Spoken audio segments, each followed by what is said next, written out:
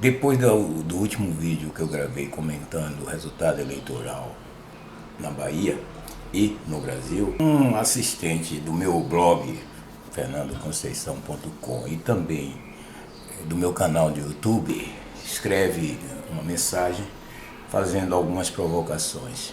Primeiro, ele discorda de que o resultado na Bahia, onde a miserabilidade é absoluta, existiria um paradoxo. Eleger e reeleger já por 5 eleições consecutivas o Partido dos Trabalhadores aliançado com o que há de pior entre os coronéis da política aqui do Nordeste, da política aqui do estado da Bahia. Ele discorda disso, é um direito dele discordar, mas eu mantenho a minha posição.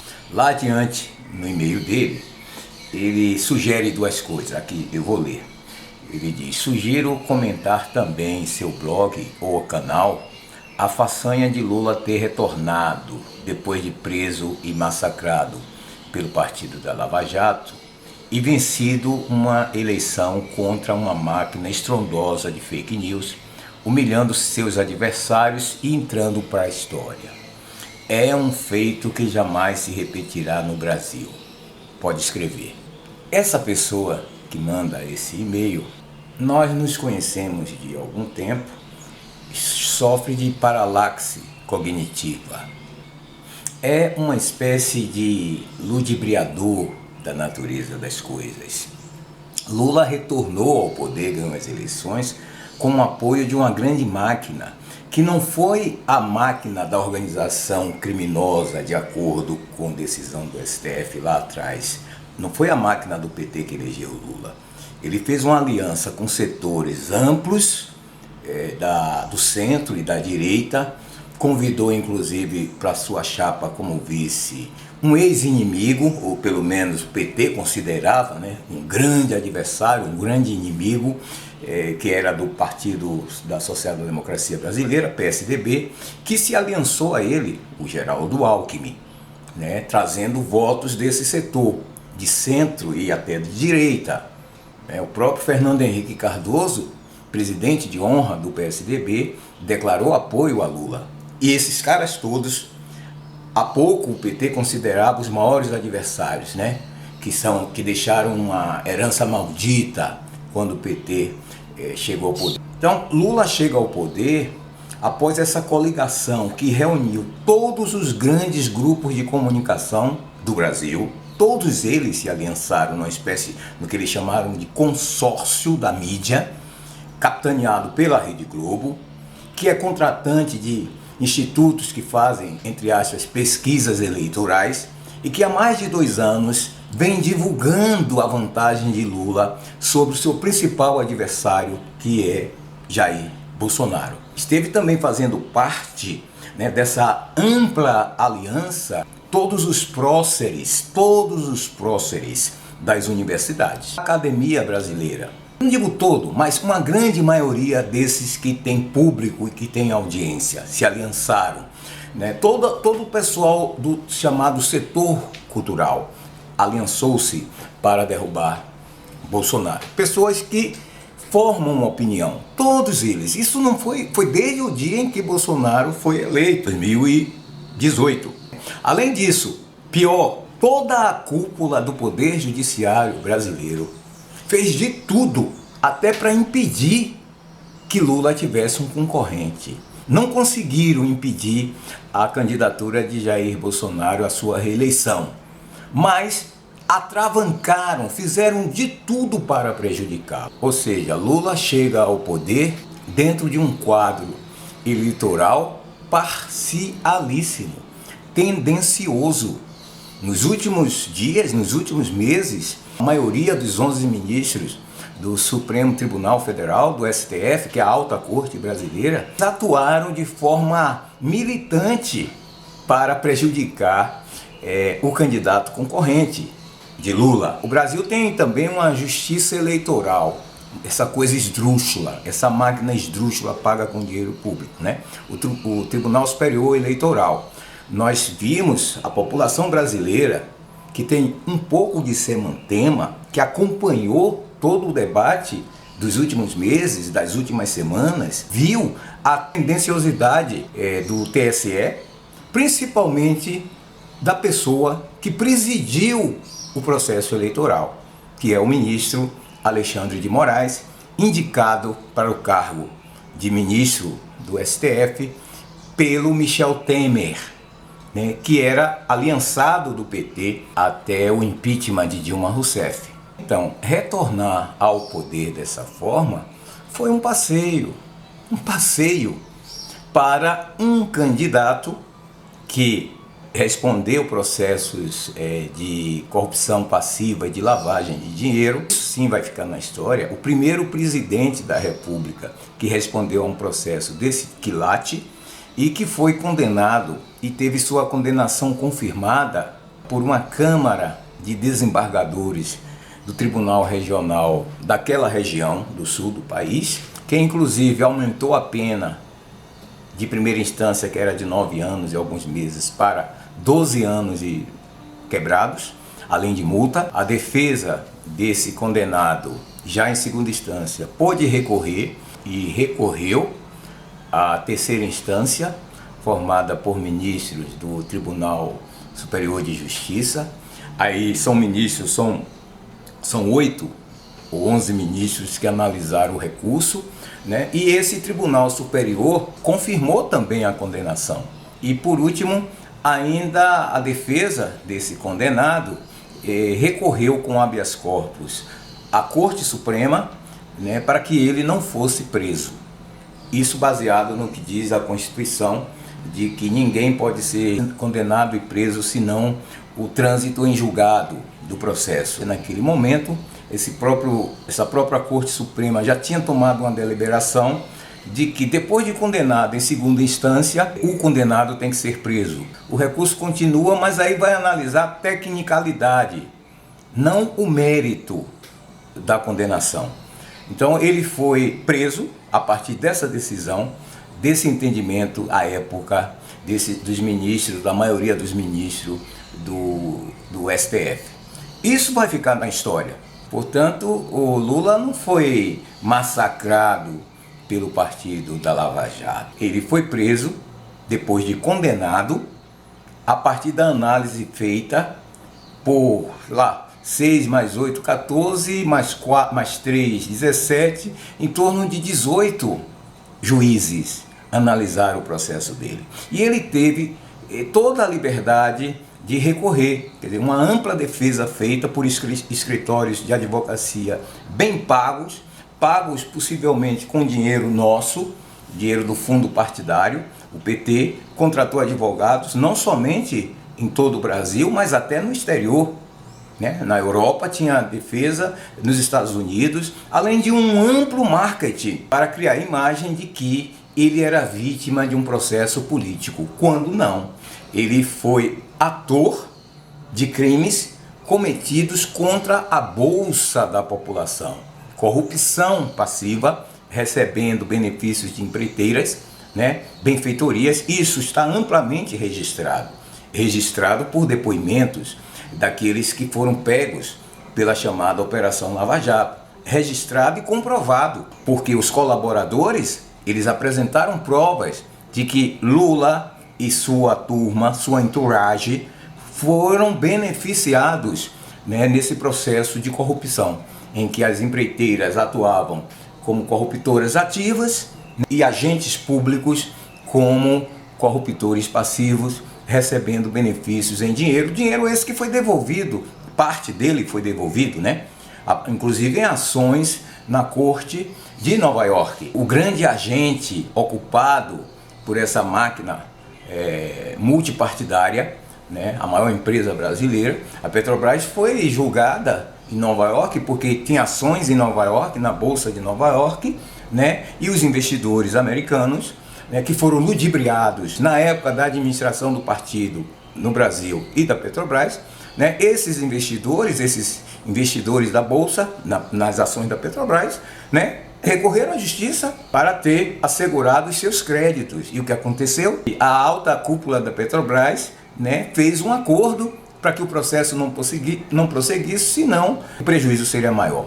A Petrobras teve que confessar os malfeitos, né, e devolver bilhões de dólares aos investidores, não somente os investidores americanos, mas diversos países aqui da América Latina em que essas empreiteiras atuaram em comum com a Petrobras, né, Peru e outros, né, foram ressarcidos de prejuízos devido a essa corrupção, que não era uma corrupção somente no Brasil, né, o PT tem sua capilaridade, né, a Angola, por exemplo, poderosos desses países todos da América Latina e também da África.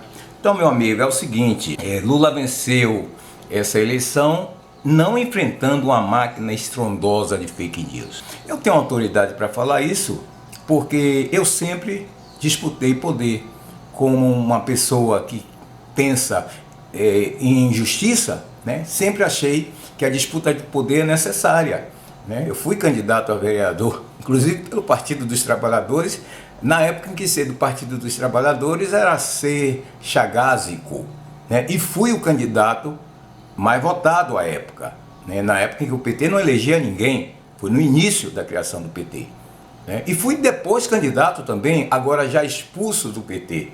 Expulso porque já na época eu verificava, eu e as minhas pessoas do meu lado verificávamos que isso era uma gangue. Quer dizer, quem mandava no PT aqui na Bahia, na verdade, era já uma gangue. E nós, inclusive, denunciamos dessa forma. Isso está registrado na imprensa da época, né? Que tratava-se de uma gangue presidida por um sujeito que hoje, inclusive, ganhou um cargo de professor na mesma universidade onde eu atuo. E que pressionou esse sujeito, pressionou a minha candidata a vice quando eu disputei agora as eleições também não imparciais à reitoria. Pressionou-a no sentido de que desistisse de estar ao meu lado. Então esses métodos de destruição de reputação, de inventar história, de explorar, isso é um método muito bem adotado pelas chamadas organizações criminosas e por partidos dessas características. Então ele venceu não contra essa máquina, mas ele venceu com o apoio de uma grande máquina e maquinaria. E essa vitória, ele humilha os adversários. Como assim humilha os adversários? Ele quase não ganha. A diferença entre Lula e Jair Bolsonaro no segundo turno foi de 1,8% percentuais, em torno de 2 milhões de votos. Em verdade, toda essa máquina a favor da vitória à presidência da República quase perde. Apesar de tudo, quase perde. Apesar do empurrãozinho do ministro Alexandre de Moraes, da Rede Globo, de toda a grande mídia, do campo da cultura, etc., quase perde. Concordo quando ele diz que é um feito que jamais se repetirá no Brasil. Sim, jamais haverá uma aliança tão ampla para colocar no poder alguém de nossa confiança, como foi esse caso. Nossa confiança, eu digo, dessa máquina, né? E pôr para fora um presidente legitimamente eleito e que durante a sua gestão contrariou interesses diversos dessa mesma máquina e defendeu o que está escrito na Constituição. O que é que diz a Constituição? Já no seu primeiro capítulo, né? Que o Brasil é um Estado democrático de direito em que a União é formada por três poderes, né? Três poderes independentes e harmônicos. Durante o governo Bolsonaro, o que mais vimos foi isso: a Corte Suprema invadindo prerrogativas que são exclusivas do presidente da República, como está na Constituição, e invadindo da forma mais deslavada possível, com o apoio de toda essa máquina por trás, principalmente o apoio dos grandes veículos de comunicação. A maioria do povo acredita nas grandes mentiras, se essas mentiras são bem contadas. Bom, então acho que tento responder dessa forma. A outra observação que esse espectador ludibriador da natureza das coisas faz é o seguinte: ele diz assim: e as saudações nazistas dos caminhoneiros, os atos que foram feitos logo após o resultado das eleições, com bolsonaristas protestando exatamente contra o processo. Não foi contra o resultado, viu? é contra o processo que eu tentei descrever aqui. O processo não foi equânime, não foi igualitário, não foi justo o processo. O processo que resultou na derrota de Jair Bolsonaro. Eu não sou bolsonarista, pelo contrário, né, mas tenho que distinguir o certo do errado. Né? À luz da Constituição, à luz do que vimos na legislação brasileira, houve uma condução do processo que levaria inevitavelmente à derrota do presidente Jair Bolsonaro, que quase ganha apesar disso tudo. Então esses protestos dos caminhoneiros não é protesto em relação ao resultado, mas em relação ao processo que levou a esse resultado. Então ele diz aqui: e as saudações nazistas dos caminhoneiros, as ofensas aos nordestinos, negros, e as tentativas de golpe de nazi-bolsonaristas não merecem nenhuma palavra no seu blog e ou canal? Olha, eu estou respondendo isso aqui, não é respondendo direito a essa pessoa que sofre de paralaxe cognitiva, mesmo porque exatamente no processo de disputa das eleições para a reitoria, né, essa pessoa é professor do IFBA, Instituto Federal da Bahia, essa pessoa que eu conheci há algum tempo, né? E como nós nos correspondemos, há mais de 10 anos não nos vimos pessoalmente, mas ele é professor aqui na Bahia. Ele até se inscreveu num curso de extensão que eu ofereci ano passado, mas depois foi em 1 ou 2 aulas, era virtual, e depois desapareceu. Pois bem, essa pessoa, quando foi instada por mim a vir a público repudiar uma nota oficial da reitora do IFBA, né, durante o processo de eleições da UFBA, né, uma nota mentirosa dessa reitora em relação ao processo eleitoral para a reitoria da UFBA. Então, essa pessoa vinha a público se posicionar diante da arbitrariedade da sua reitora. Qual foi a posição dele? Silêncio absoluto. Essa pessoa simplesmente se acovardou. Se acovardou de forma oportunista, diríamos, por conta de uma boa causa, né? A causa que coloca no poder os mesmos de sempre, o tempo todo, na Universidade Federal da Bahia. Essa pessoa que está aqui dizendo que está defendendo nordestinos, negros e tal. Eu sou nordestino e negro, viu, parceiro? Né? E as tentativas de golpe de nazi-bolsonarista. Qual tentativa de golpe? Será que você estudou mesmo história, como você disse que estudou? Sociologia? Você até sugere a leitura de alguns livros e tal. Não adianta você ler tanto e não entender o que está lendo. Né? É fácil dar um golpe num país como o Brasil, né? São algumas pessoas fazendo manifestações na rua, né, que vão dar um golpe, um golpe político. Você estudou a história dos golpes, inclusive de golpes praticados por gente como Che Guevara, Fidel Castro, os militares e civis aqui no Brasil em 64, Mao Tse-tung lá na China, né, os bolcheviques na Rússia. É fácil assim, São pessoas manifestando na rua que vão dar um golpe, e você chama essas pessoas de neonazistas. Tem paciência. Isso aí fica sem respostas, né? Porque também a história do nazismo não pode ser banalizada como essa grande rede, essa grande mídia, esses lulistas, etc., querem banalizar. Então essa era a palavra que eu tinha de dar a respeito do atual momento.